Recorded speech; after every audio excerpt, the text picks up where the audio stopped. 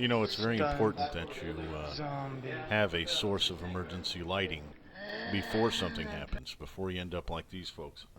That's what we're Hey, going to talk Bill here about with today. We're going to Chacote talk Outdoor about Recreation. You know emergency what? Thanks for lighting, tuning in because today I applications of want to talk to various you about different something types pretty of important, emergency lighting, emergency how they're lighting. utilized, how to get them And going, it's kind of and becoming a we'll lost know art. I that mean, a lot of us know, before something happens. We'll hey, have when the that lights go out, going it for us. doesn't have So to be the end of the stick world. with me. Lights go out for a It's number going of to get different interesting. reasons. Power failure, natural weather events, things like that. We all reach for our trusty flashlight. We know to do that. We know to keep it in a handy place. But there's many, many methods of ulterior lighting that have kind of been forgotten, and they're for longer term sustainability. You know, if you're going to rely on batteries or electricity to provide you with light, remember, you're not relying on something that's long term. Batteries wear out, even if I have this nice Coleman lantern here, okay? And I love this thing. And if you have rechargeable batteries and a solar panel that you can put out in the sun, this is a great, great option to have 4D batteries. You get a blue light, white light, and you can't beat it. If you got to check your maps, do whatever. You notice how it's shaped like a hurricane lantern, but really it's these LED lights that make it last so long. And I can remember when these first came out, you would get a regular bulb in there, and they weren't that hot. But these LEDs, these light emitting diodes that are in there, they put off a hell of a lot of light for a little bit of money and a little bit of energy, and they tend to last a pretty long time. These 4D batteries will last in here, I don't know how many hours, but oodles. And so we're going to be covering the different types of lighting today. You have stationary lighting, and stationary lighting is it's like a tabletop. You see how I have this candle here, that's a stationary light. It's really not meant to be walked around with. And I have of course, kerosene lanterns, and you can see the size of this. That's not something you'd go walking around with. That's something you set on the table in the cabin or the bug out location, and it burns at the table. And if you've ever been around older people my age, these instinctively get set in the center of the table because people always have a fear of knocking them over. And it's a well-founded fear. If these tip over, they can cause a hell of a fire.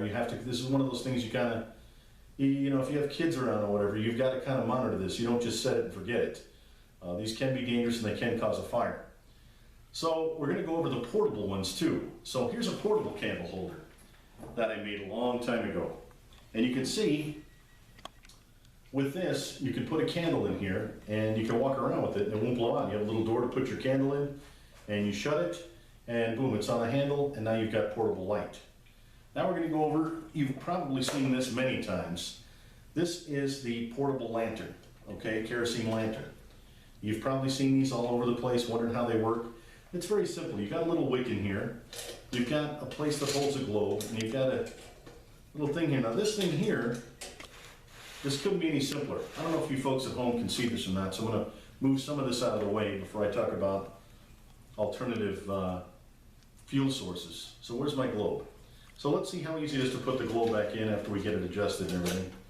We slide the globe in there, we lower this, we lift the little ring up here, and boom, there's the globe. And so on all of these, you're going to have the same features. You're going to have a place to fill it, a place to raise and lower your wick, and a little adjustment lever here for getting the globe out. And when you take the globe out and you go to clean it, all you really need is a sheet of newspaper. You take that sheet of newspaper, wipe the inside of it, and it looks brand new. No glass cleaner, nothing, it just boom. That stuff seems to wipe out of there pretty easy. What else can I tell you? Now to fill these kerosene lanterns, you don't necessarily need kerosene. I mean, that's the best option that you can have. But if you don't have kerosene, what other things can you fill it with? Well, whether you know this or not, regular old olive oil, typical olive oil, will burn in these. You have to remember to saturate your wick really well with the olive oil because it's not gonna wick up the same way kerosene will. Kerosene, of course, is, it's like a fuel, and that wicks up pretty quick, gets into the wick quick, and does its job. But the olive oil works just as good. You just got to give it longer time to get up into the wick. And then, of course, Coleman fuel. You'd be shocked, but this actually works in these kerosene lanterns pretty damn well. Another thing, rum. Now, this would be my last choice, but that's all you have is a little bit of rum. You can put rum in many of these and it'll work just fine. In fact, I've used rum in my dual fuel stove and it, believe it or not, worked. Also, diesel fuel. Diesel fuel works like a champ in any of this stuff. So that's four fuel sources you can use for any of these. I wanted to go over the chem light with you and how to use the chem light. Because, look, let's face it, when the lights first go out, you're not gonna be near any of this stuff or have it ready. But you will have your trusty flashlight, hopefully, in a good place where you can find it. If you don't, if you're out somewhere, you have your bug out bag or whatever, you might have a chem light. And I've never really shown one of these before, so I'm gonna do it. I'm gonna open this up. Now, with these chem lights, if you look in the corner of them, they usually tell you what color they are, and then they tell you the amount of hours you're gonna get off of the chem light. In other words, how long is this chem light gonna burn? This one is a 12. I don't know if you can see it or not. The best ones are the 72 and the 82s. Those really, and they tend to burn brighter and longer. But I'm gonna show you how to get one of these things going. If I can get it open. So we're gonna get it open. I'm gonna break it. And then what I'm gonna do is I'm gonna tie it to some shoestring.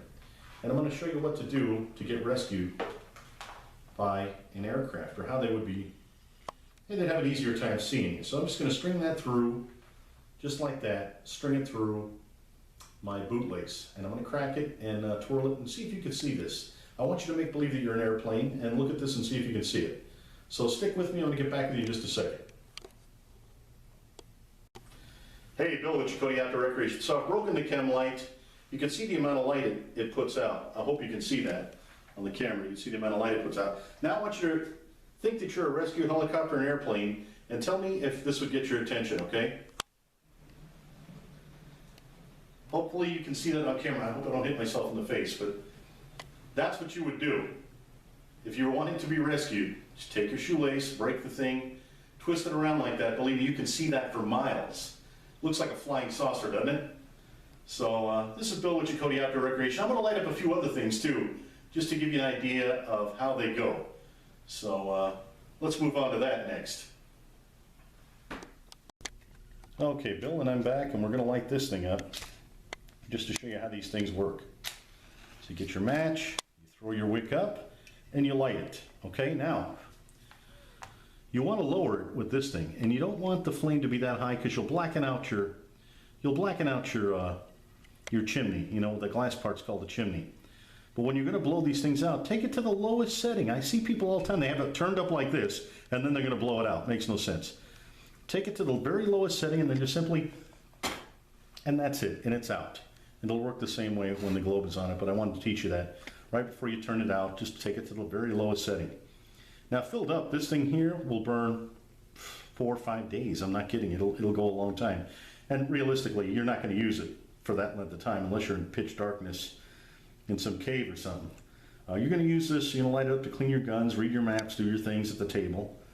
This lantern, when it's filled up and it's portable, you know, that thing will last you a pretty long time. I mean, just as long as the tabletop version, because it's filled with the same stuff. Of course, a candle, you know how long a candle works. I'm not going to light that up for you. You kind of know the deal with that. Another thing I want to share with you is you know, you can spend a lot of money on flashlights, an awful lot. I got this for $1 at the dollar store. It's got 3 of those light emitting diodes, the same light emitting diodes that you see in the Coleman lantern. And so what I'm going to do is I'm going to turn off the lights and I'm going to light both these up just to show you the power of the light emitting diodes. Okay, so stick with me. Okay, so that's the Coleman lantern, and you can see how much light that puts out. See if you can see the Arizona flag in the background. I think you can. That's light emitting diode from the Coleman lantern, and that is the thing I got from the dollar store. Just 3 light emitting diodes, and you can see that, you know, puts out quite a bit of light. You can probably see the contents of this table and that, and for $1, you can't go wrong with that. I mean, you put that in your backpack. I mean, it's not no fancy tactical flashlight, but you're going to be able to see where you're going for quite some time. And pretty neat for $1. This one was shaped like a pig. I don't know why. I have another one shaped like a bear that's kind of cool and more masculine. And that's probably the one I would take with me if it was the end of the world. Until the next time I see you, by the way, this is Bill with Chacote Outdoor Recreation. You stay safe, you stay warm, and you keep yourself free.